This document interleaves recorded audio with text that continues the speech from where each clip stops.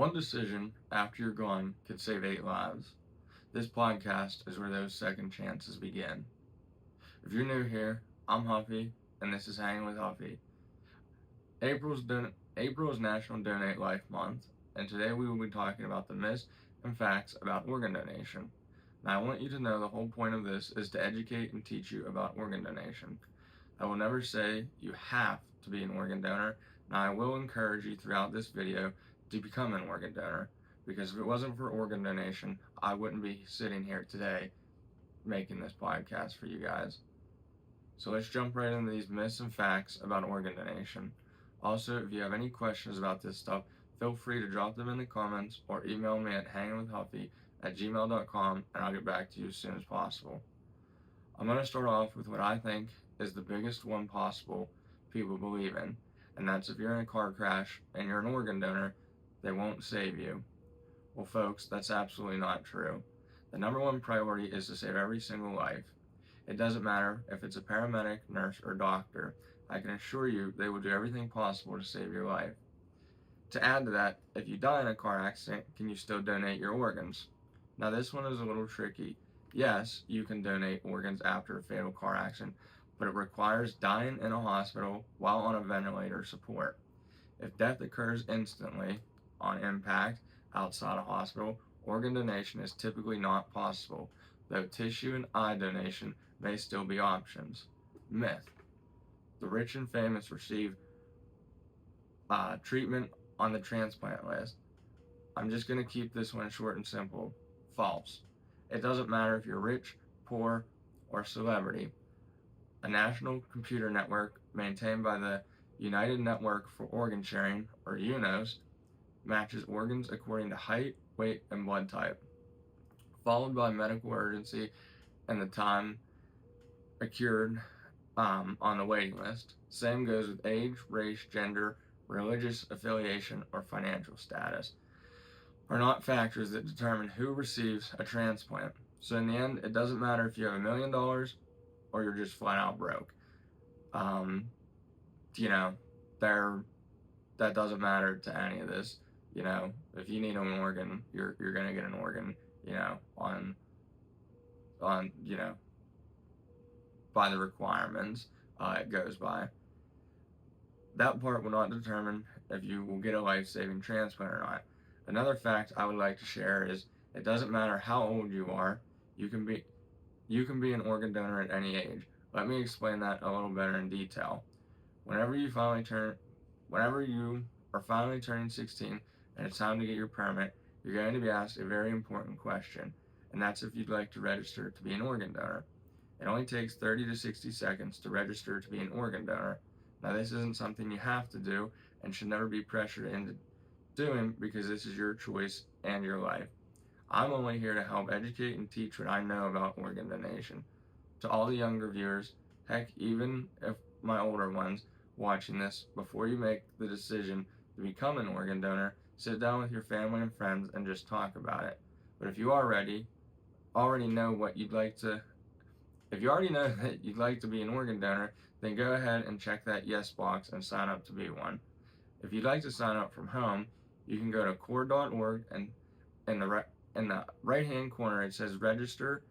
Go ahead and click on that. It will open up another page for you to fill out, for you to register as an organ donor. It really is that fast and easy and simple. The way I registered is, if you have an iPhone or any Apple product, you can go right in the health app and tap your profile picture, select organ donation, and then top, sign up with Donate Life. Easy as that. Like I said, only 30 seconds to become an organ donor. Now I'd like to talk about how I said at any age you can be an organ donor. So if like a baby to an elderly person can be an organ donor, because babies and young children need organ transplants. They don't need to sign up to be an organ donor. That would be like the parents or whatever adult is taking care of them, or who makes that decision. Say if that baby dies for some reason and their organs are good, they are able to be an organ donor, and and save some lives, even an elderly person, a young person. So at any age you can be an organ donor. Now I'd like to get into how important organ donation is to me. If you know me, ever since I received a heart transplant 8.5 years ago, I've been a huge advocate for this kind of stuff. I even did a speaking engagement with the court and still work with them today. So let me explain and give a little background on what and who CORE is. CORE is one of more than 50 federally designated not-for-profit organ procurement organizations in the United States. Between 10,000 and 12,000 people die annually who are considered suitable for organ, tissue, and cornea donation, yet only a fraction of them are donors. So that right there shows we need more people to sign up to become organ donors. I know I truly appreciate every single person who signed up or even considered it later in life.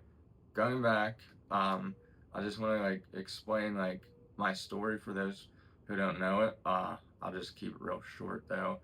8.5 years ago, on September 14th of 2017, I was staying at Children's Hospital of Pittsburgh, waiting on a heart transplant. I was 17 at the time, and it was actually, like I said, I was waiting in the hospital, and I was sleeping, and my nurse Grace comes in and wakes me up.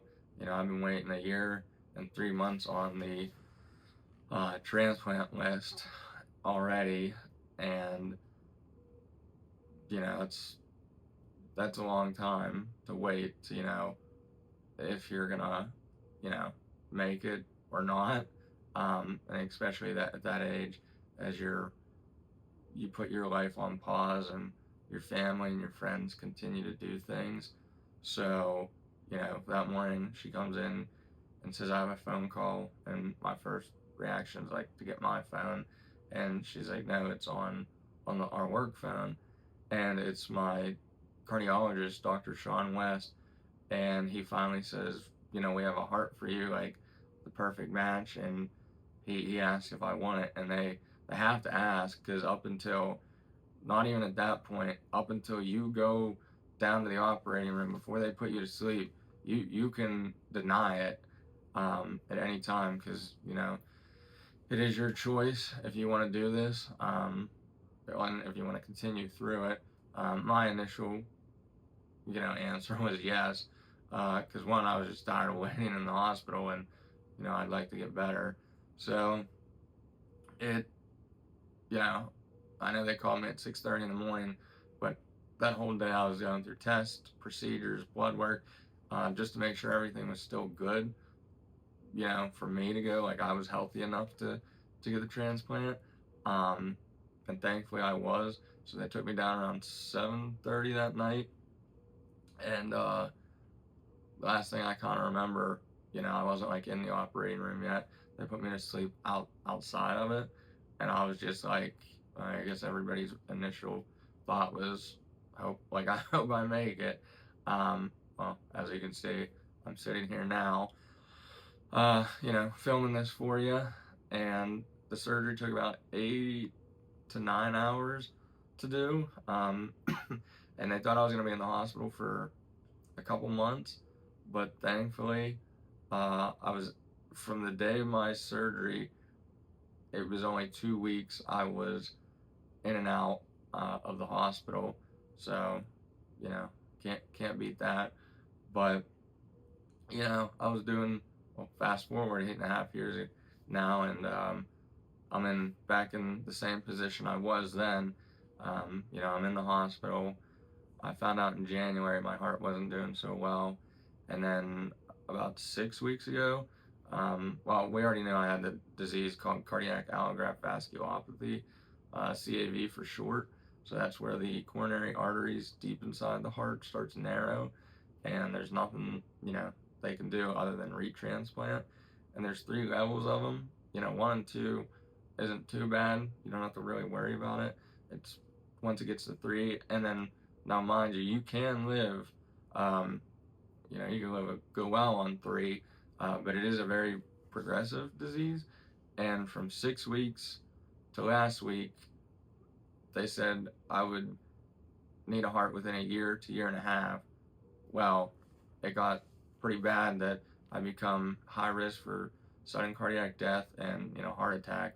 They even wanted to send a life vest home with me, so that's like you wear it, and say if I went into cardiac arrest, it should hopefully bring me back, but it's not a guarantee. So they brought me. They said I needed to come in, and I agreed, and I came in last Monday, and I've been here a week already. Unfortunately, I haven't had any offers on any hearts yet, but that's like normal. Like, mind you, I've done this already, so I kind of know what to expect. I'm a status 3 on the list, and being here a week, at a status 3, it's not very surprising. But my estimated time being here waiting on a heart on a status 3 up here could be 3 to 4, maybe 5 months. So we're gonna make as many of these as possible until then, and then when I get out, we're gonna continue it and just keep going. But yeah, so we're back in that position, but it's all right. But let's get back into this. That's enough about me right now. But being a recipient of organ donation truly opens a whole new perspective on life, because it's not every day you get a second chance at life, and now getting a third chance at life, well, that's a whole new perspective in general. The one thing I will never take for granted during these 8 years is the selfless act that young man made that day when he signed up to become an organ donor. Because if it wasn't for him, like I said, I wouldn't be sitting here doing this podcast and advocating and helping educate on how important it is to be an organ donor. That day I received that amazing gift of a second chance at life. I started not living my life, but also my donor's life. But I will never forget my first donor, because if it wasn't for him, yet again, I wouldn't be here. So I will be living my life to the fullest for both my previous and current donor.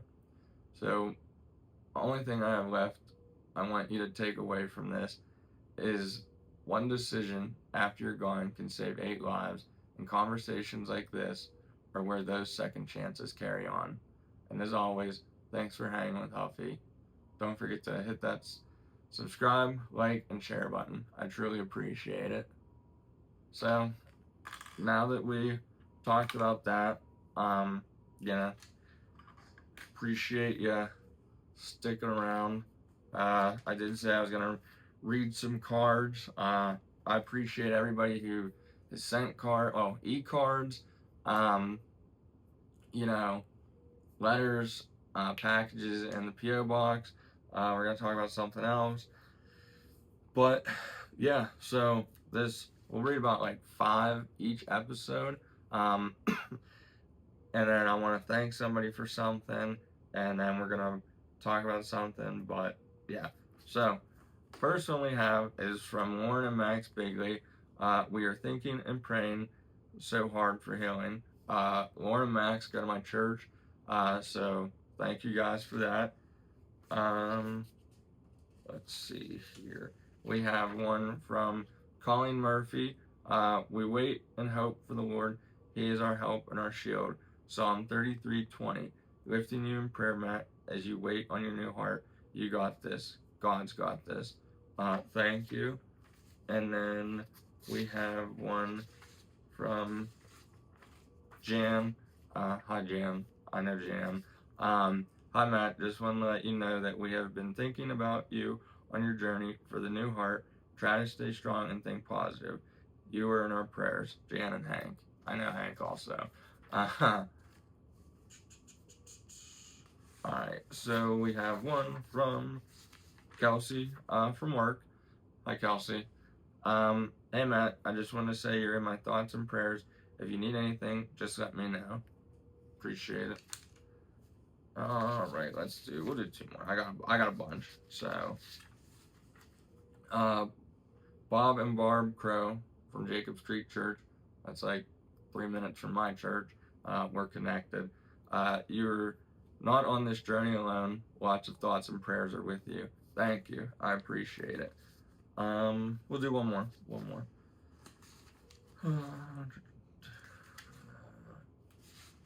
Let's see here. Oh, where is the one? We'll do this one. I can't find it. This is from my mom's friend Kate. Hi, Kate. Hi, Matthew. Just wanted to know that I'm thinking about you, praying for you every day. I love seeing all your YouTube and your updates on Facebook. Keep up positivity. Stay strong.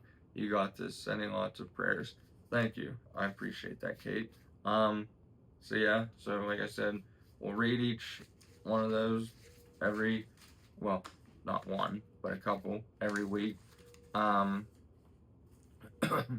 Excuse me. Also, you know, I don't know if anybody gets the Daily Courier, but I thought, well, I knew about it. I hope so. Made the front page. So I hear from my marketing manager at work, from Chip, what's going on, Chip, that if you're above the crease, that's celebrity status. I don't think I'm a celebrity yet. This is only our second video. But if Chip says it, it's true, so I'll take it. No, I'm just kidding. But, you know, I just wanted to, yeah, I do this stuff, like I said, the whole point of this is, you know, to bring awareness and, you know, to advocate for people who might not have anybody, you know, to help them with this. So that's our goal.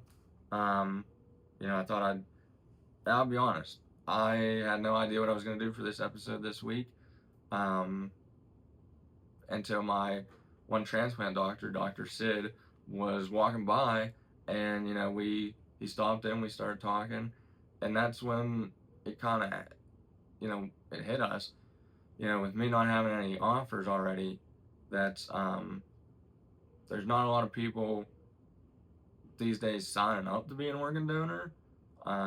It's just, there's not enough people, and it's sad to say, but, you know, for me, I have to wait for somebody to actually die. I can't just take a heart from somebody, which, you know, I don't want anybody to die, you know, but unfortunately, for me to keep going and doing this stuff, you know, that's what has to happen. But yeah, trying to think what else I got. Yeah, I know I went way off topic. You know, I kind of ended about 10 minutes ago, but we're still talking. What else? I mean, yeah, if you have any questions, you know, email me, drop them in the comments. This is gonna be on YouTube, Facebook, but for real, please, like, share, subscribe. You know, it just helps get the word out there more. But I did want to say, you know, thank you, you know, to an anonymous donor. But no, for real, like, I really want to thank them. So I had an anonymous donor. I hope you can see this. First off, sorry for not using the mics. I waited last minute to make this, and I'm still reading over how to hook them up to everything. But they saw my first video, and they, you know, they love what I do. You know, they're like, you know, you're such an inspiration. You know, I do this for fun, and like I said, to help educate. But they reached out, and they got me this podcast equipment, and like a whole setup, 2 mics, headphones, like soundboard, all of that, and a brand new MacBook. You know, I told them they didn't need to do all this, but, you know, I truly appreciate it, because it helps me. Let me tell you, working on this MacBook, instead of a little freaking iPad to type all this up and just do some research, a heck of a lot better on this. So, but no, like, I truly do appreciate it. In next week's episode, I promise, mics will be used. But no, thank you. And, you know, I just want to say thank you one last time, to everybody, just for the support, everybody coming to visit, calling, texting. It means a lot, makes my days go a heck of a lot faster. But yeah, I appreciate it. So thank you, and have a good one. Thanks for coming. See you next time.